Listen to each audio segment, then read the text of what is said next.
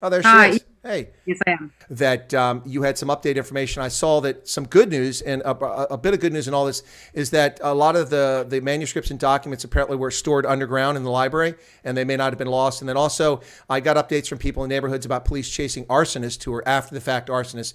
So you are a ward counselor in the 54th ward of Cape Town, correct? That's correct. I am a city councillor, so my area hasn't been directly affected by the fire, but obviously this is an issue, and all of Cape Town is standing behind the communities affected and the firefighters who are out there on the fire line doing phenomenal work. And a lot of people are asking about the firefighters and they were talking about the aviators. And I point out what incredible risk those aviators are at because of updrafts, smoke, obscuration, not to mention you're flying in front of a massive mountain. You could turn and it could be a short distance. I would have to agree from my perspective. I'm a little questions about how the fire was addressed, but there's no time for that right now. Now it's got to subdue the fire, get under control. But from what I have seen, the images of firefighters and the footage, it seems that they're doing heroic work there. It seems like you'd agree. Oh, absolutely. I always agree. I think, as most of us people will run away from a fire, as we should do. They're running in towards it, into the danger. And so much can happen and change on that fire line in an instant. I'm aware that we have one firefighter who's been taken to hospital with burns. And I think particularly with these wildfires on the mountain where it's so unpredictable and the conditions change so quickly and the wind is going in one direction and without you realizing quickly it's changing and you have fires swirling around you. So they really are truly phenomenal. I think it's also worth mentioning that it's not only the City of Cape Town's fire department that's up there, South African National Parks have their fire teams working on fires up there. And then there's also an amazing group of volunteers who are exceptionally well-trained volunteers, work wildfire fighting service. And they're up there on the fire line as well. And these are people who are going to go to their day job in the morning, but they spent the day today and into the evening fighting that fire as volunteers. So there are really a huge amount of phenomenally brave and dedicated people who are galvanized and rush out to help in these situations. And we're extremely lucky to have people willing to do that. Now, as a member of the city government, obviously you have better information than the general public, it seems, and which is one reason why I want to talk to you. Some things that we've heard during the day and we've tried to confirm, we've got some confirmation, but if you're able to confirm this, please let us know. But we understand that an initial investigation by the South African National Park Service determined that a vagrant fire may have been the proximate cause of the blaze initially. Is that true, what we're hearing, or at least is that the statement that's come out? That is a statement that's come out so far. I mean, they will launch a full investigation as the scene becomes more accessible, but they do say it was an unintended fire that started the initial blaze on Hospital Bend, close to Rhodes Memorial. That will be investigated, but it is likely so. That's an area that I've not seen many reports previously of these sort of cooking fires that happen on the mountain, but people do use that area to come and go regularly from the mountain. So sadly, that might be the case. And then that spread extremely fast across the mountains on that side. And as I say, these fires create their own wind and it becomes quite powerful and pushed forward across the mountain. So that's the initial fire that started this morning and that's been blazing for most of the day and that went across through and has damaged a significant amount of infrastructure in the area. No, and we've also seen some pretty horrific losses. I mean, potentially some damages into the collection there at the library at UCT. Also, I saw the images of Mostad's mill, which is destroyed now. That's really sad to see. We have seen, as you mentioned, the fire leaps. A lot of people want to jump to conclusions and lay blame, but we don't know. You can't do that at this sort of stage. This could be simply, as it was, a vagrant's fire. The conditions, it's almost, unfortunately, a perfect situation for fire to grow rapidly with those hills, with the way that wind channels through there, the temperature, everything's dry. It's been very dry of late. That's another issue. And then we saw, as you saw the day go on, you saw the fire climb because the tinder was lifted up and carried up higher onto Table Mountain, and you saw higher elevations burning, which, of course, there aren't fire hydrants and trucks up there at that elevation. So that's got to be particularly concerning. Absolutely. And I think, the key thing is we don't know for 100% certainty what's happened here, but we need to try and find out and address that it has happened on national parks land. And that's the difficult thing of being in a big city, a big metro, which has a national park all along its border. We're grateful to have it. It's beautiful, wonderful, but it does create these scenarios where there is a large natural vegetation area that can burn. As we're in the middle of April, we've had a very dry April, a very hot April as well, and which has also contributed to that. The Mostert Mill is just also, it's devastating to see a building like that, an old mill, historic monument that has gone up in flames. That had a thatched roof, and the sparks from these fires just travel so far that sparks hit that thatched roof, and before you can do anything, it really went up in flames so quickly. We've also seen those sparks travel down to the main road, a good, I'd say, 400 meters away, and burn trees down on the main road. So it really is destructive, how far those sparks can fly and the amount of damage they can do. The also Rhodes Memorial Restaurant attached to the monument up on the mountain there, that burnt, and unfortunately it's likely that the gas cylinders at the restaurant there overheated and there was an explosion at the restaurant. Thankfully, amazingly, nobody was hurt in that, but that's devastating loss as well. And then to see what's happened at University of Cape Town, UCT, is absolutely tragic. My alma mater, I think of my time sitting on the Jamison steps in the library there, and it's just really very, very emotional. The city's mayor, Dan Plato, did visit the university earlier on today. The good news, a small little iota of good news, is that some of the rare collection and really irreplaceable work that the library contains is held in underground rooms which have fireproof doors, roller doors which were activated, and they do believe that a large amount of that is still intact. But the full extent of the damage will only be known in the next few days as things become easier to access and investigations are done. But it is very tragic. You also did mention in your introduction, chasing of arsonists. So we have seen as well this evening, about 2 hours ago, 3 people setting 3 different fires on a different section of the mountain about 2 kilometers away from where this fire started. Really tragic to think that people are willing to go and do that. Our fire services are stretched to the limit, and then to be diverted to these fires started intentionally is quite heartbreaking. Congratulations to the Metro Police from the City of Cape Town, who have arrested one of the arsonists, and that fire has been contained by the city's fire department. But to create that diversion, to create that additional pull on the resources and further destruction of our natural vegetation is extremely heartbreaking. So it's really, one has to question how people can even think to do that. It's just beyond reality. No, absolutely. I'm with you. But one would just conclude or make the assumption initially that it's either pyromaniacs who are attracted to that sort of thing, or it's political. And in either case, it's horrific, whichever it is. And that's a shame that people would do that, because people can die from this. It's really unfortunate, not to mention the loss of patrimony and cultural heritage. But a few things very quickly about this. One thing I haven't heard about, and I don't know if anything about this, of course, lots of people are out hiking on Table Mountain and around there. There is, unfortunately, the possibility that someone may have perished in the fire that we don't know about, hasn't been accounted for. But as of right now, there are no fatalities. We just have at least 2 firefighters. I know for one was injured and was taken to hospital, but the other was treated on scene. He appeared to be okay for burns. You're right. One doesn't know what will happen once people realize that somebody is missing and didn't come home at the end of the day. The Table Mountain National Parks did put out an evacuation call very early on when they realized that this fire was spreading very fast. So hopefully that call was heeded by the people on the mountain. They had rangers out immediately up on the path looking for people and hikers to get them out of the area. And we haven't heard of any reports yet of anybody not returning home. But hopefully that is the case, that everybody did come off the mountain safely and intact. Obviously, the wildlife are the wildlife services have been up in the area. They are on standby currently. It's been too hot for them to really get into the area to see if they can rescue any injured or damaged animals. But they are on scene there, waiting to access the area and dealing with any animals who may be fleeing from the scene and may be injured. Those are good points as well. Now, an additional thing is we need to let people know that, because some people had a false sense of security earlier. The fire is not under control at this hour, is it? It's definitely not under control. There's been over 200 firefighters fighting this fire on the line. We've had over 4 helicopters throughout the afternoon and day, water bombing the fire and the buildings that caught alight. But it's definitely not under control. There are still crews up on the mountains throughout the night, and there will be into tomorrow. From where I've been sitting, you can see the fire cresting over the top of Devil's Peak. Okay. And with the wind starting to pick up again now on this side, it's likely that will fan the flames and push it down the side of the mountain towards the Cape Town CBD. We can hope that the winds will stay calm through the night, and that firefighters will be able to get a handle on it. But until the choppers are able to be redeployed in the morning at first light, it is a very dicey situation through the night. All right, so people, I've told people, as an Army guy, a retired Army officer, I always have what I call a go bag. I mean, I have one right now. I mean, I'm not in any jeopardy here, but having lived in 8 countries in Africa and been prepared to evacuate at a moment's notice plus combat, you always have a go bag. And what I recommend to Cape Townians today is make sure you have a go bag.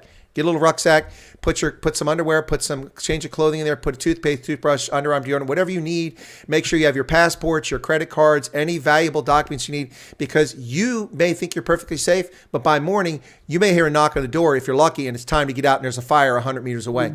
Is that good advice? It's excellent advice. I think that that's the key thing. The more one can be prepared mentally and physically, have those things ready. You know where those documents are. Put them in a bag. My daughter was certainly worried as she went to bed tonight about her cuddle toy. If she had to leave, would she be able to take it with her? But I think that's the key thing. The more we are prepared for these things, the better we can be. Make sure that you are putting in all preventative measures around your house as well, keeping all the windows closed, any dead leaves piled up, those sort of things, make sure they're cleared out. There are a number of amazing organizations that do fire safety and awareness around the house that really one should use at a time when you're not under panic, and get the advice and the steps to put in place, because those things are vital. And we'll see what the night holds. I certainly have spent many nights on the fire line with fire departments previously evacuating people, and it is quite frightening. I've been with people who've tried to evacuate their dining room furniture along with them. And I think the key thing is, just making sure you have your valuables to hand, the important documents, the important mementos that you can carry, that is not going to be cumbersome and hold you down. And also, one doesn't know when you're evacuating always where you are going to be going to. There are halls that are opened in facilities, and there's been a huge outpouring of support in this case for the UCT, the university students who have had to be evacuated from their residence to house them overnight, to care for them, and donations of food. So the city is really galvanizing around those in need tonight to make sure that they're cared for and looked after through the night. Well, I think that's something we should talk about in just a moment. I want to talk about people who've outpoured. But before I do that, it's always handy if you give your daughter a cuddle toy that has a fragrance. This is a chocolate bunny from Easter. So anyway, so I'm glad she's got her cuddle toy. That's important. People neglect that. That can be very stressful for a child. So I've been getting multiple reports that Gift of the Givers has done some remarkable work helping out. Do you know anything about that? Have you heard about that?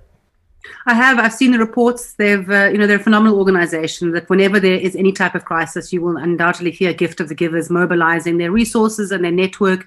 And they've been assisting with food for 4,000 students, along with many businesses who've joined in with them to provide those services. So, but it's along with the Gift of the Givers who do great work, and the restaurants in the areas, and individuals and moms and dads and grandparents who all feel that we feel helpless at home, wanting to help, and many people want to go to the scene and see if they can help, which is always the worst thing to do. Stay far away from it. Let emergency vehicles have the space to do their work. But the fire stations and around the area have been, the drop-off point for donations throughout the day. And it's fantastic that everybody gets behind it, whether it's ordering a online delivery of pizzas for the firemen to water and ice and eye drops. It's all appreciated. And it just, Cape Town really pulls together when there's a fire like this. And unfortunately, we get them too regularly, but people want to help, and they do. And it's phenomenal to see it. And I think our firefighters, when they come off that fire line exhausted, they really do appreciate knowing that the city of Cape Town and its residents have been looking after them, thinking about them and caring for them during this time. But yeah, Gift of the Givers have done amazing work, and they always will do it. Whatever the crisis at hand, they are there to be called on, and they do deliver amazingly. Well, thank you so far. A couple of other quick questions very quickly. But before I do that, a lot of people have surged into the stream since you and I started talking, and they don't know who the heck I'm talking to. So if you could briefly introduce yourself just so people know, because I'm probably going to mispronounce your surname. So my name is Nicola Jowell. I'm a ward councillor for the city of Cape Town. My ward 54 is Atlantic Seaboard, so not directly in the fire line, but we have had our share of bad fires. And just sharing the experiences of what's been happening in the city today. Well, thank you. So a couple things here. Now, if this is outside your wheelhouse or your expertise, because you're a ward councilor, it's maybe not something you're involved in. I mean, I don't know how your local government breaks down responsibilities. I know how that's done at a provincial and national level. But if you're familiar with it, that's great. If you're not, that's okay. But here in the U.S., we have a lot of surge capacity when there's massive wildfires in the West or the mountain states, or something horrific like, hurricanes and things in the Gulf states. We surge first responders from around the country. There's a network to do this. Does South Africa or the Western Cape, either of them have a capacity to bring people in from Stellenbosch or Hermanus or elsewhere around the country to help out, or are the folks that are there now kind of stuck on their own? No, depends which sort of level of organization you're talking about. So in terms of the municipal firefighting services, absolutely. They will bring in resources from other municipalities across the province who will come and help and fight the fire. And volunteers as well, our wildfire fighters, volunteer organizations, they also have a network of bases across the Western Cape, and those people will come in quickly and assist. So there definitely is a sharing of resources and assistance at these times. Likewise, when we've had other fires outside of the city of Cape Town, those resources have been redeployed to areas outside of our jurisdiction to help. So there really is a great cross-sharing of resources. Well, that's good to hear, and it sounds like contingencies are planned for. As you mentioned, unfortunately, the area has a Mediterranean climate, and fires are a common occurrence. And then we should mention to people, the Finbus actually kind of needs fire now and then, so that's another whole issue to talk about. Yes. But yeah. So here, there's a couple of things here. First off, you mentioned restaurants are rushing to help out. This is phenomenal. I mean, restaurants have been under incredible pressure as the tourism industry has been virtually destroyed by the National Coronavirus Command Council's dictates over the past 15 months or so, and many restaurants have gone under, including South Africa's oldest pub, which is in Cape Town, has gone out of business. So this must be yet more pressure from restaurants, but they've stepped forward to help in the breach, to help people in need. Isn't it amazing? I mean, it really is so touching that they have gone through the most horrendous crisis themselves. It's phenomenal to see them coming out and supporting in a time when they're also under immense pressure. So you're absolutely right. To see restaurants open their doors, to come along to the fire station with 20 pizzas made and donated, it's wonderful to see. We have seen a huge amount of restaurants closing. They have been really hard hit with the lockdown regulations, the curfews, the ban on alcohol sales. It's really impacted our whole hospitality industry terribly. But people are rebuilding from that. And we're seeing tourists coming back, which is fantastic. So hopefully it will continue to build and get better. The good news in terms of South Africa's oldest restaurant, you're referring to Percy's Tavern there. Yes. They've reopened under new ownership, but they have reopened and seem to be doing great things. And there's a lot of energy about people wanting to come out and support. And I think that's the key thing, that the South African residents realize, Cape Townians realize that we need to come out and support our local businesses and keep them going. No, that's awesome. I didn't know that Percy's are reopened. That's good news, I hope. But one of my concerns, maybe if we talk in a conversation later, we talk about my concerns is about consolidation in the industry, but that's a whole separate thing. But great to hear the restaurants are trying to play their role. And a final thing, because your phone is obviously blowing up. I keep hearing it chirping there. You've got constituents, you've got work to do. So you've been very generous with your time, and you came on no notice. So I'm very grateful for that. But I did want to ask this because I did see this on your Facebook page. I've got the impression that dormitories or residences were destroyed or damaged for UCC students, and many of them have nothing right now. And so people are trying to get together and raise things like basic toiletries and toothbrushes and deodorant and necessities of life. Is that accurate? So the dormitories themselves, as I understand it, haven't been damaged by the fire, but obviously there is a lot of smoke damage in the area, and we're not sure when the UCT students will be allowed to go back to their residence.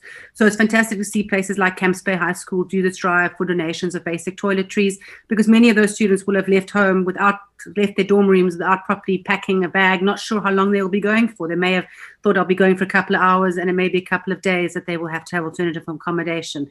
So really anything that people can do to assist will be welcomed, and they don't know what they're going to come back to. There will be a lot of smoke damage in the area, but as far as I'm aware, the actual residence buildings themselves haven't been touched by the fire. Okay, well, I think that's very helpful to hear, because I saw footage of some residential areas in flames, and I didn't know if that was student housing or private houses. It seems to be private housing. There have been some private houses damaged. I'm not sure yet aware of how many have been damaged, but there have been a number that have been damaged by the fire. Excellent. So, not excellent that they're damaged. Excellent for sharing that. Thank you. And here's a real serious question. I don't know if you have the answer on this, but you mentioned volunteers have been helping out. Will the nationwide curfew, is it eased for tonight in Cape Town so that people can help out, or is that still in effect because the curfew is almost here? People have to be home at 11. People do have to be home at midnight. Maybe midnight, I think it is. I'm sorry. They stopped serving alcohol at 11 o'clock. Sorry. Yes, that is correct. So there's no easing of the national regulations tonight, but most of these volunteers who work for the organizations already have permits to allow them to travel outside of those hours, so they would be covered. And I have to say, I think all the emergency services and law enforcement are so focused on the fire and the line and traffic control and those sort of things that is where their focus is. And I'm sure anybody in a soot-covered outfit will be given the rite of passage clearly. Yeah. See no, it might be see no evil. That's not encouraging people to be out misbehaving tonight in Cape Town. But if you're helping, that's probably the reality there. Well, listen, I have to thank you very much. I'd love to keep you longer. You're a pleasure to talk to. You're very informative. Thank you so much. And you're the first official from Cape Town I've ever spoken to. So lovely. Yeah, I know. I seem to only attract officials from Gauteng when I talk to them. So. Now you've got a contact in Cape Town. You're welcome to call anytime. Well, thank you so much for your time. I appreciate it. God bless and good luck to Cape Town. And I hope that things get better. Thank you very much. Thank you so much. Thank you. Take care. Bye.